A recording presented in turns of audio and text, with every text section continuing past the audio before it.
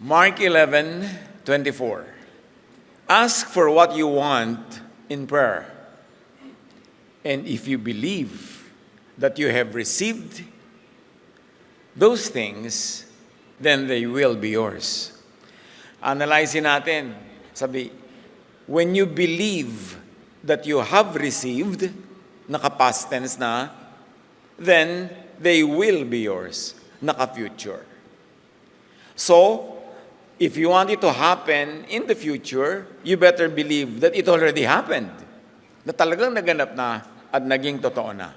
Sabi ni Jesus, maniwala kayong natanggap na ninyo at matatanggap nga ninyo. Kung ano ang ibig, kung ano ang kaibig-ibig, yun ang isipin, yun ang hingin, yun ang paniwalaan. Salamat, Ama. Dahil sa mga salitang ito ng iyong anak na si Jesus, ay nabibigyan kami ng liwanag kung paano mag-iisip, kung paano mananalig, paano hihingi sa inyo. Papaliwanagin niyo pa po. Teach us to review this very basic truth and give us fresh and powerful applications in our daily life.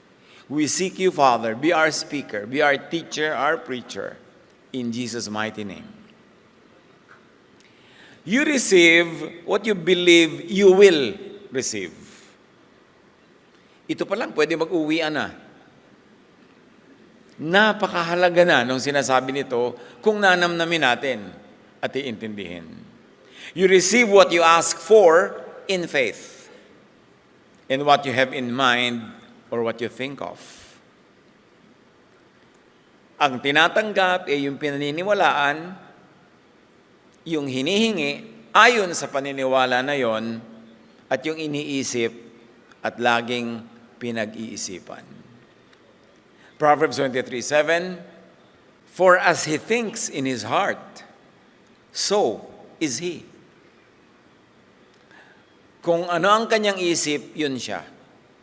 Kung paano siya mag-isip, ganun siya. Sa quantum physics, sinasabi, observation can influence the behavior of particles. If you like to pursue that a very interesting knowledge. But if not, then don't. The verses are enough. But quantum physics can give us another angle to appreciate the verses. You receive what you ask for in faith. Bakit natin pinag-aaralan at review? Kasi ang daming oras ang nauubos, kada dasal, hindi naman natutupad yung dinadasal, wala naman nangyayari.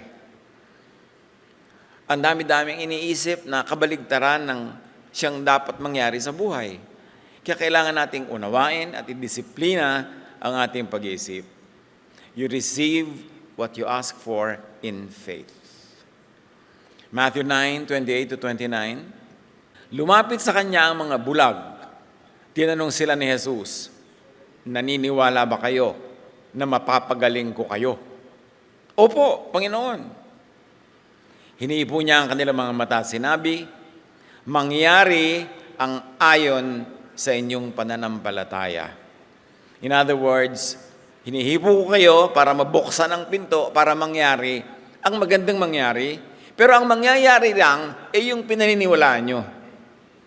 Kahit anong hipo ang gawin ko dito, kahit anong bukas ang buksan ko ng pinto, pag hindi kayo naniniwala, hindi yun tatalab sa inyo. Kaya sabi, manalangin, humingi, ayon sa pananampalataya. Dahil marami namang humihingi, pero hindi naman sila naniniwala sa hinihingi nila. Hindi naman talaga yun ang pananampalataya nila. Hinihingi na lang para sa bibig sabihin, para masabing sinabi, pero ang totoo sa dibdib, sa kalalim-laliman ng puso, hindi naman naniniwala. Kaya ang tumatalab na paghingi, yung hinihingi ayon sa tunay na paniniwala. Luke 8:48, then he said to her, daughter, your faith has healed you. Well, Jesus could very well say, I healed you. Well, he is the healer, pero it is the faith of the woman that allowed the healing to happen. Or procured the fulfillment of what she was asking for. Kung hipuin man niya ang damit ni Jesus, pero hindi naman siya naniniwala, hawak lang siya ng hawak doon, hindi rin matutupad. In other words, yung kalooban ng Diyos at yung ating kalooban dapat sang-ayon. Iisa para may mangyari. Matthew 21:21-22, sumagot si Jesus, "Tandaan ninyo, kung kayo maniniwala at hindi mag-aalinlangan, magagawa rin ninyo ang ginawa ko sa puno ng igos na ito." Hindi lamang yan. Kung sasabihin ninyo sa bundok na ito, umalis ka riyan at tumalon ka sa dagat, mangyayari ang inyong sinabi. Ano mang hingin ninyo sa panalangin ay tatanggapin ninyo kung naniniwala kayo. O ito pa lang gaano kahirap paniwalaan sa mga ayaw maniwala. Salita lang yan, pero alangan masiyo ko sa bundok ng tumulong siya, tatalon nga. Hindi ka naman talaga maniniwala kung gano'n ang takbo ng iyong utak. So, don't expect na may mangyayari sa iyong panalangin. Again, an appreciation of quantum physics will help us see kung paano pwedeng yung bundok na yun tumalon in my reality, pero sa kanya na hindi naman niya pinapatalon ay nandun pa rin yung bundok, nandun pa rin yun ang reality niya. Pero yan nga ay mga malalim-lalim ng konting usapin na bagay puntahan ng mga masipag mag-aral. Kahit nga sa tinatawag na placebo effect, alam niyo yung placebo effect, alam ng marami sa atin yan. Yung a fake treatment can make someone better simply because they expect it to help. Minsan sinasabi nila, faith healing. Hindi lahat ng faith healing ay faith healing only, maaaring meron talaga may nangyayari. Pero merong dahil lang naniniwala ka, gumagaling ka na nga. Kahit wala naman talagang physical basis yung pinaniniwalaan mo. Kasi marami mga experiments yan. Ito proven na ito ng science, yung placebo effect. Sa mga ospital, sa mga laboratory and controlled conditions, groups of patient, bibigyan sila ng hindi naman gamot, pero pinaniwala silang gamot yon, gumagaling. Kahit hindi totoong gamot nyo binibigay, dahil naniniwala sila. Ito yung tinatawag nilang placebo effect. Meron naman yung kabaligtaran, the nocebo effect. Yan ang opposite. Yung pinapaniwala ka na may side effect, yung gamot na iniinom mo, kahit wala naman talagang proven laboratory test that prove that meron ng negative effect. Pero dahil naniwala ka may side effect, nagkaka-side effect nga. Kaya yung placebo effect, marami sa mga matatanda niyan, may sakit pero paniwalang-paniwala sila sa doktor nila. Pupunta pa lang kayo sa clinic, nagbibihis pa lang, gumagaling na. Magaan na yung pakiramdam. Kasi meron na agad effect dahil naniniwala. Paano kung totoong scientifically magaling yung doktor? Di lalo-lalo na. Pero kailangan maniwala ka. Paano kung ang pinaniniwalaan nyo sa buhay ay kayo'y malas? Paano kung pinaniniwalaan yung lagi akong biho sa pag-ibig? O pinaniniwalaan nyo kung walang mangyayari sa atin, wala tayong magagawa? Ganyan talaga yan. Sa palagay nyo, may magagawa kayo? Yung may problema pa lang, sasabihin, wala tayong magagawa? Yun ang paniniwala mo, di yun ang magaganap. Wala kang ang magagawa. You receive what you have in mind, what you think of. James 1:6, subalit ang humihingi ay dapat magtiwala sa Diyos at huwag mag-alinlangan, sapagkat ang nag-aalinlangan ay parang alon sa dagat na itinataboy ng hangin kahit saan. In other words, wala siyang maaasahan. John 14:13-14, and I will do whatever you ask in my name, so that the Father may be glorified in the Son.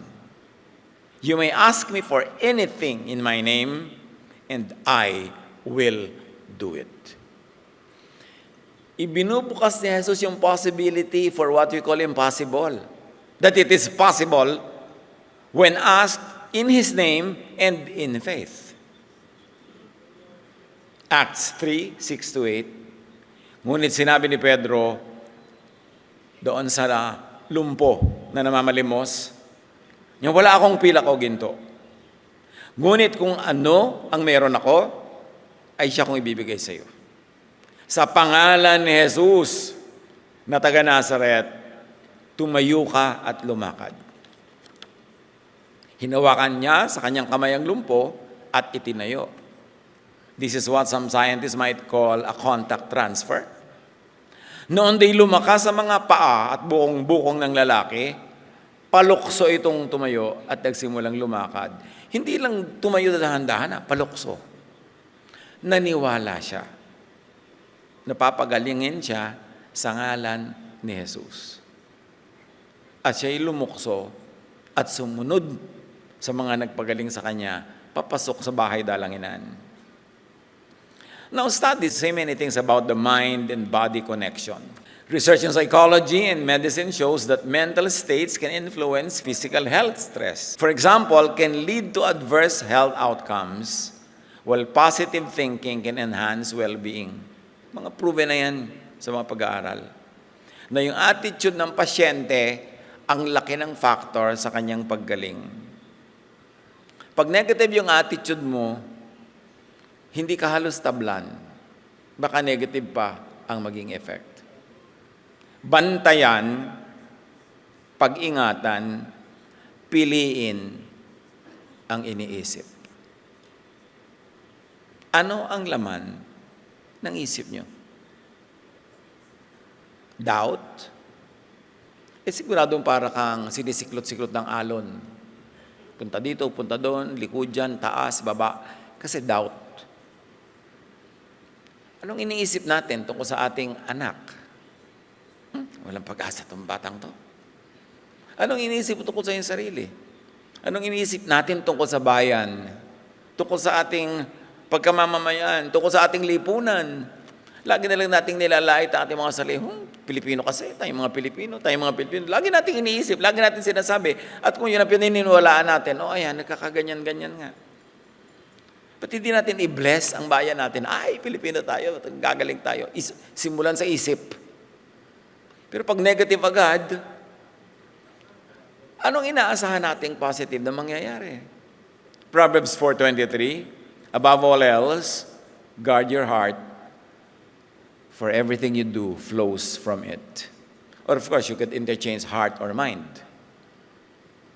Bantayan ang iniisip sapagkat lahat ng kilos mo nakaayon sa iyong iniisip.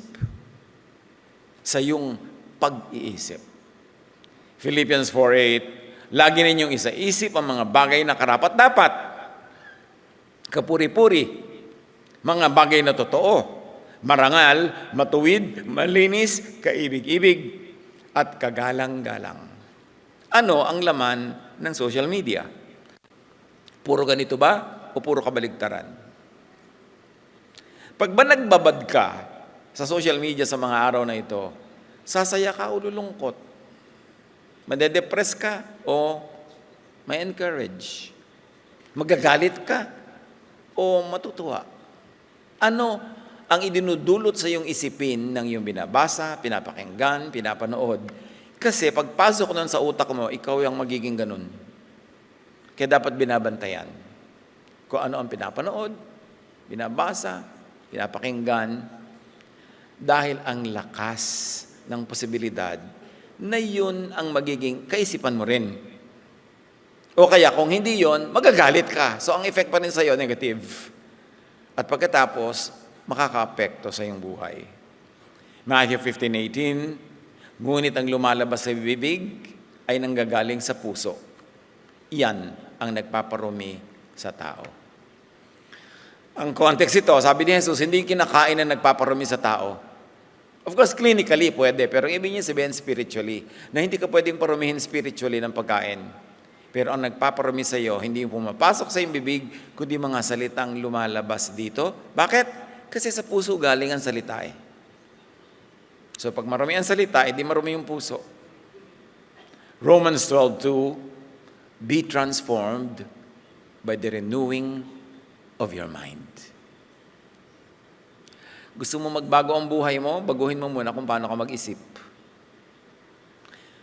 Tigilan ng kasisisi ang mga Kastila at mga Hapon. Ang tagal na nun eh. Tigilan na ng kasisisi ang mga malalayong mga nagyari, ang mga kamag-anak, ang mga umapi sa iyo ng childhood. Pwedeng may effect yun. Pero kung ano ka ngayon, very, very likely, ganun ka nag-isip kahapon. Tulad nyo ngayon, nandiyan kayo, di ba? Siguro kahapon inisip nyo, pupunta ka ngayon dito. Kaya kayo nandyan, inisip nyo kasi. Pati kung saang row kayo nakaupo, kasi inisip mo, doon ako upo. Doon ako sa gilid para madali lumabas. Okay. Kung saan ka lang, anong iniisip mo, doon pupunta yung katawan mo. So kung paano mag-isip ang iyong katawan, doon pupunta ang iyong bulsa. Doon pupunta ang iyong kilos, doon pupunta ang iyong buhay. Kaya ang talagang tunay na binabantayan, anong iniisip. At ano-ano ang pinanggagalingan ng mga kaisipang pumapasok sa ating utak, yun din ang dapat bantayan. Kaya sabi, gusto nyo magbago, simulan nyo sa pagbabago ng isip. Proverbs 21:23, those who guard their mouths and their tongues keep themselves from calamity. Calamity that would come from their very own thoughts, from their very own words. At diyan tayo madalas malibang. Hindi tayo watchful sa sinasabi o iniisip. At kung hindi natin talaga babantayan o didisiplinahin, most of the time, negative ang takbo ng ating isip at bibig. Maghanap ng kapintasan, ng reklamo, ng mga nakakainis, ng nakakagalit, ng mga hindi nakaka-edify, nakakapagpahina ng loob, nakakatakot. Ang dami-dami ng nakakatakot sa mundo, ang marami pang mga religious teaching, manakot, imbes magbigay ng pag-asa. Magpagilty, imbes magbigay ng luwag ng loob na nagmumula sa pagpapatawad ng Diyos at pag-unawa sa kabutihan ng Diyos. Kaya nagkakahirap-hirap lalo ang buhay.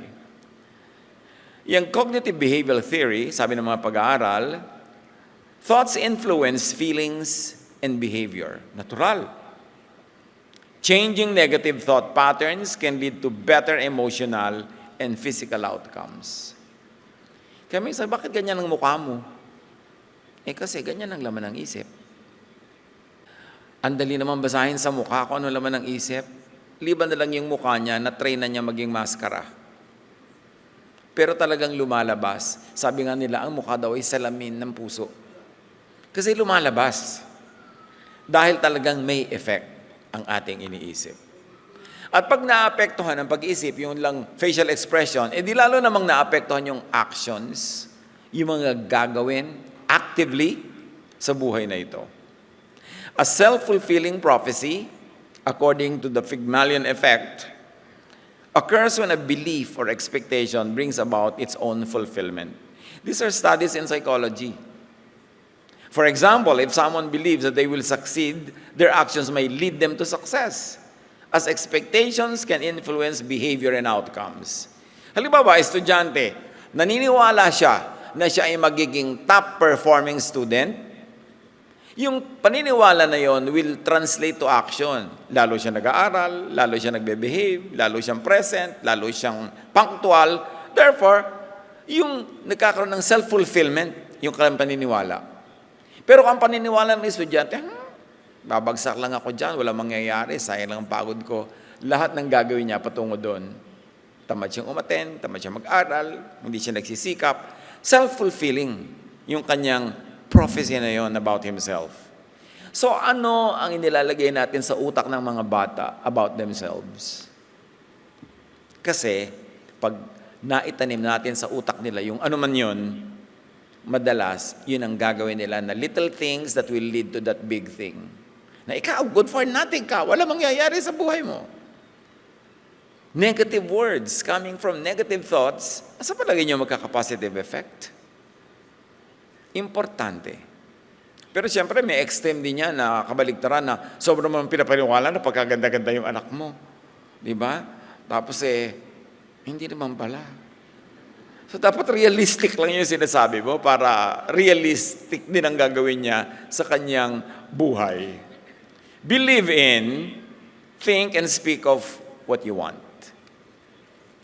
What do you really want in life? What do you want to happen to your marriage? For instance, if you are married, gusto mo ba yung maging matagumpay? ano sinasabi ng bibig mo? Yung asawa ko naman, ganito, ganon. Pagkakasama mo ng mga kaibigan mo, anong words na pinagsasasabi mo dyan? Kasi out of the abundance of the heart, the mouth speaks. And whatever comes from the heart is your real truth. Therefore, it will become your truth. Because naisip mo na, mangyayari na. Control your thoughts. Nandiyan ang tunay na battleground. Proverbs 18:21, the tongue has the power of life and death. The tongue, a symbol of mind or thought, of faith, has the power of life and death. Words become self-prophecies. Bless people with words. Encourage people with words. Say with words, build with words, the bridges, the road that you want people to travel. Pero siyempre hindi yung bola, truthful, pero positive. Laging merong hope. Kasi may Diyos eh. So, bibigyan natin yung tao ng lakas ng loob. Pag meron siyang gustong gawin, encourage natin siya. Pakinggan natin sarili. Mark 11:23, kung kayo'y nananampalataya sa Diyos at hindi kayo nag-aalinlangan, maaari yung sabihin sa bundok na ito, tulad nga ng nabasa na natin, umalis ka riyan at tumalong ka sa dagat at ito nga'y mangyayari. I believe that there are many levels of realization of these words of Jesus. From the extreme physical reality na pwede mangyari ito to symbolism. Pero lahat ng ito, yung degree ng pangyayari nito, sang-ayon sa degree ng ating pananalig. Neuroplasticity refers to the brain's ability to reorganize itself by forming new neural connections throughout life. This means that our thoughts and experiences can physically change our brain structure. Proven na to. Kung ang shape ng utak mo ay A, and we're oversimplifying of course, pero isip ka ng isip ng B, mamaya korting B na yung utak mo. Physically ha.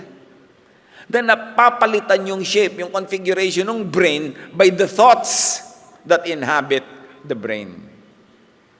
What we believe and focus on can shape our mental pathways, influencing our perceptions, and of course, outcomes. Again, the battleground is in the mind. Is the mind. Now, the reverse of this, do not think and speak of what you do not want. Yung ayaw mo, huwag mo sabihin. Huwag mong laging isipin because your thought has a magnetic power to attract what it thinks of. Kaya, alisin mo sa isip mo. Bakit ang paborito niyong pag-usapan pag nakikita-kita kayo ay yung taong kinakainisan niyo? Hindi niyo ba pinarurusahan ang sarili niyo nun? Kasi hindi naman kayo natutuwa, nainis kayo, tapos gagawin yung topic. What foolishness is that? Pero yun ang mahilig na topic natin, yung taong kakainis, kakagalit.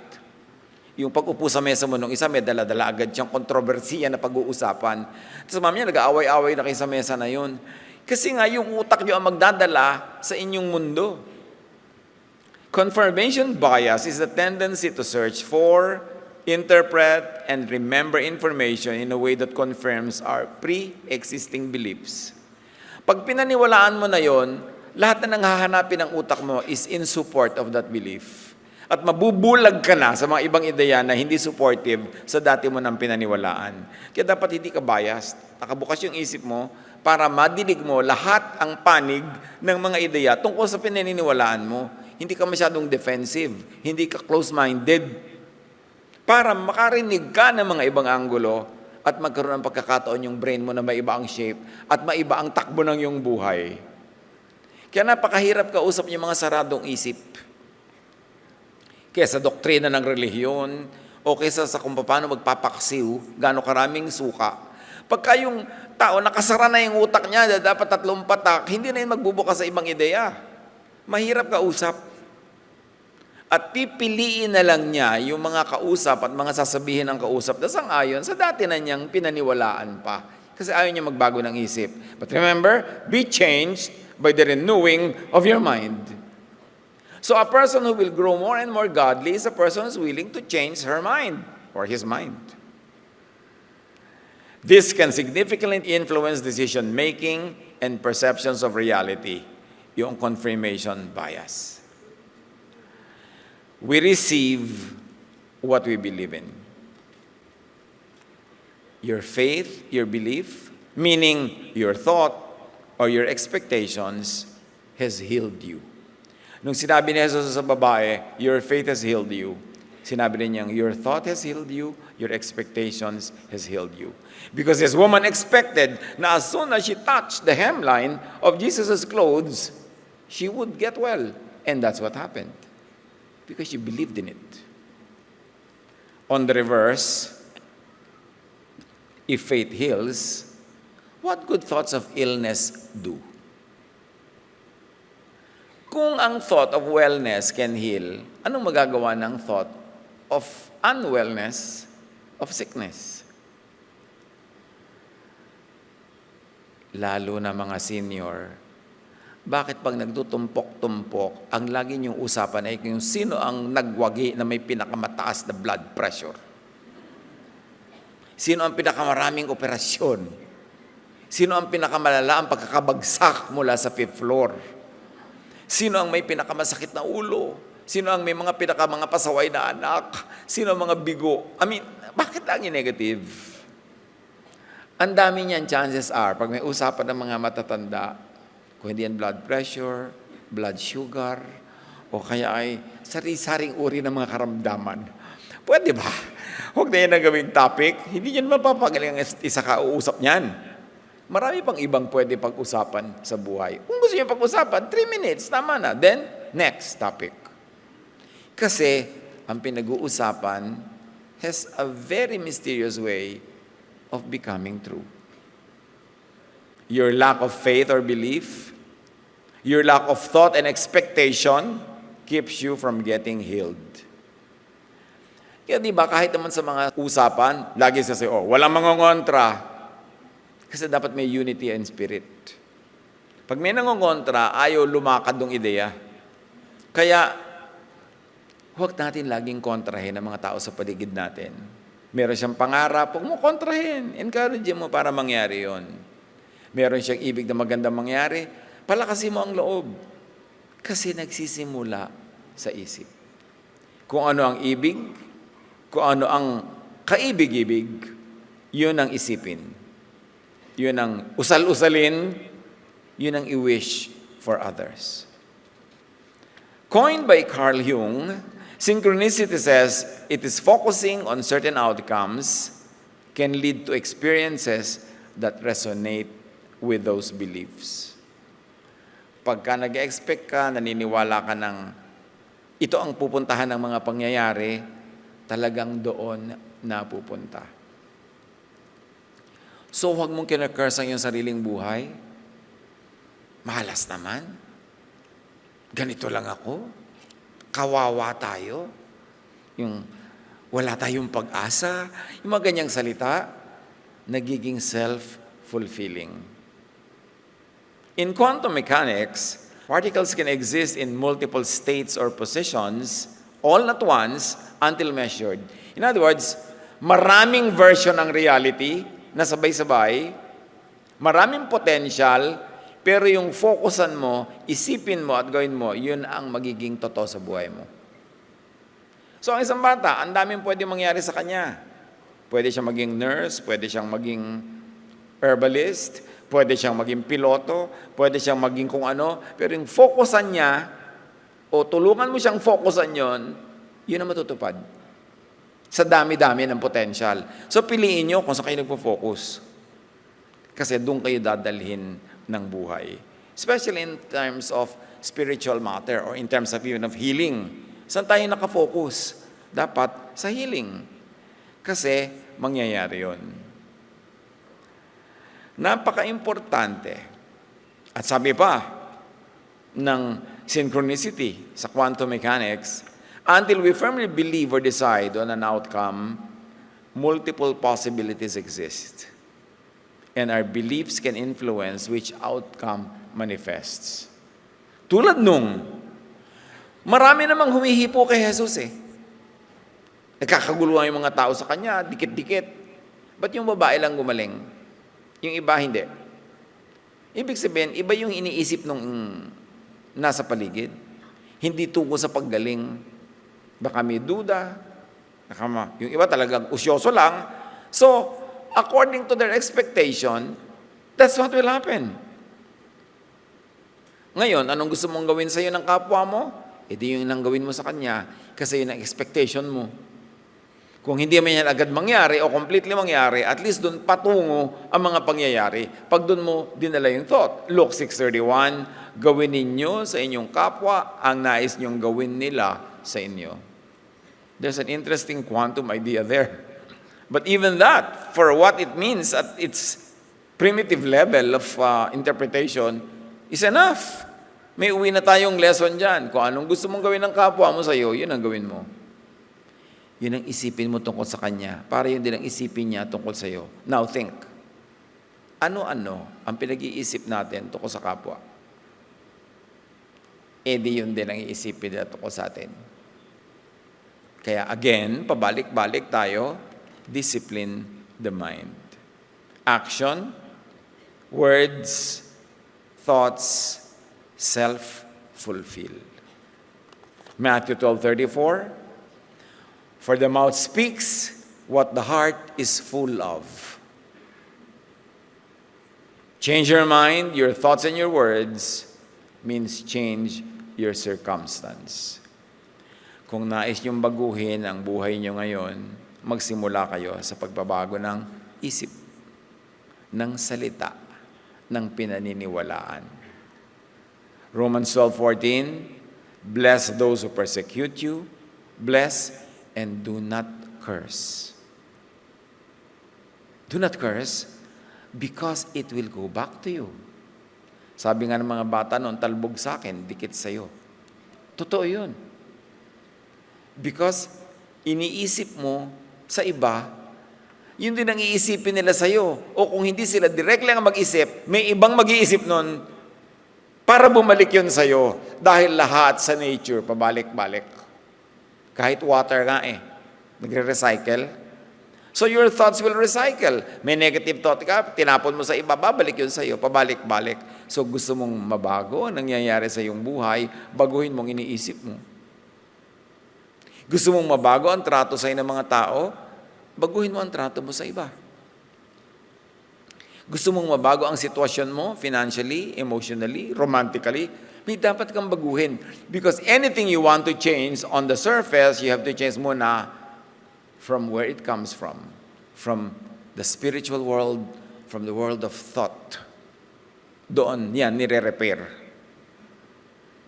Bless those who persecute you, bless and do not curse. Yun nga yung talbog sa akin, dikit sa'yo. Yung ayaw mong tumalbog padikit sa'yo, huwag mong papuntahin sa iba. Can you imagine kung bless ka ng bless, tapos yun ang babalik sa'yo? Madali namang gawin mang bless.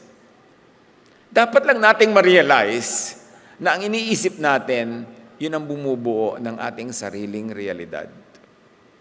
Philippians 2:3-4. Huwag kayong gumawa ng anuman dahil sa pansariling layunin o pagyayabang. Sa halip, bilang tanda ng pagpapakumbaba, ituring yung higit ang iba kaysa sa inyong sarili. Pagmalasakitan nyo at kapakanan ng iba at hindi lamang ang inyong sarili. At ano magiging effect nun? Di yun din ang mangyayari sa atin. Kasi ang itinatanim, inaani. So, pasimplihin natin, tingnan natin ang buhay natin ngayon. Bakit yan ang inaani mo ngayon? Simple lang sagot, yan ang itinanim mo. Whether or not you were conscious. Sabi mo, hindi naman ako magtatanim ng negative sa buhay ko, pero bakit negative ang inaani ko? Nagtanim ka sa iba. Bantayan mo ang sarili mo dahil lang naman sinungaling yung scripture na sinabing, ang tanim, yun ang ani. So kung yan ang ani mo, yan ang tanim. Magsimula kang tanggapin na yun ang katotohanan that you are responsible for where you are now. Because once upon a time or in the very near past, you thought to do it. So now, it's what's happening to you. Madalas lang nadadaya tayo ng mga details, hindi natin napapansin na tayo pala ang manufacturer ng ating mga sariling mga kabiguan, mga sariling kalungkutan. O bakit ganito yung anak mo? Anong itinanim mo dyan? O ba't ganyan yung asawa mo? Anong itinanim mo? Bakit ganyan yung mga kamag-anak mo? Anong itinanim mo? Kasi hindi tayo pwedeng mabuhay na sabihin, ay wala akong blame to take, I'm blameless. Wala akong itinanim na masama. Bakit ka nag-aani ng ganyan? Habang hindi mo yan tinatanggap na may pananagutan ka sa ani dahil ikaw ang mainly ay nagtanim, hindi mo mapapalitan yung ani. Kasi dapat mong palitan yung tanim. And it begins by changing your mind. Kahit ka umattend ng lahat ng relihiyon, i-donate mo ng i-donate ang lahat ng gintong ngipin, walang mangyayari hanggang hindi mo binabago ang iyong pag-iisip. Because what you give, you receive. And the important truth of life is this: you keep what you give away. So you better give away what you want to keep. Love, kindness, goodness, peace, give it to others. It will return to you. 1 Thessalonians 5:11, therefore, encourage one another and build each other up. And is that what we are doing to one another? To build each other up? Or hindi natin napapansin, mostly, destructive ang ginagawa natin sa kapwa. Sa maliit o malalaking bagay, sa mga comment, sa pagsasalita, sa paninira, o paninira lang ng loob nila. Lahat yan babalik. Yan ang sinasabing dikit sa'yo at sa akin din. Pag may ginawa ako masama, may effect sa'yo, may effect din sa akin. Pero pag may ginawa ako mabuti sa'yo, may effect sa'yo, may effect din sa akin. So gawin na lang natin yung mabuti. Gawin na lang natin yung tama. Piliin. Kaya nga ang title natin ay yan. Kung ano ang ibig, kung ano ang kaibig-ibig, yun ang isipin, yun ang sabihin. Yun ang gawin sa iba. Yun ang tanggapin. Kasi yun ang iniisip. Panginoong Diyos, salamat po. Dahil napakasimple ng nais naming mensaheng makuha sa inyo ngayon. Ma-analyze, mag-self-study kami kung ano ang pananagutan namin sa mga nangyayari sa aming buhay, sa aming kalusugan, sa aming finances, sa aming emotion. Surely meron kaming pananagutan. Turuan mo kaming makita yon at tanggapin yon ng aming responsibilidad at baguhin ang mga dapat baguhin.